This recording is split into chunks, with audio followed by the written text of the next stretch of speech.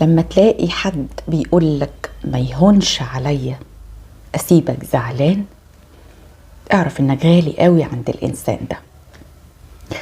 قد إيه الجملة دي عظيمة، وبشوف إن ليها كده يعني زي ما بيقولوا مفعول السحر، مش على نفسي أنا بس، على نفوس كل البشر. يعني قد إيه إحنا بنحتاج إن إحنا نحس إن إحنا محبوبين، وإن في حد باقي علينا، ويفرق معاه قوي إن هو يفقدنا.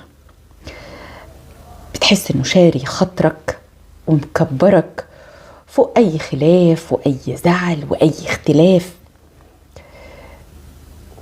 حتى لو ما كانش هو السبب في الزعل ده.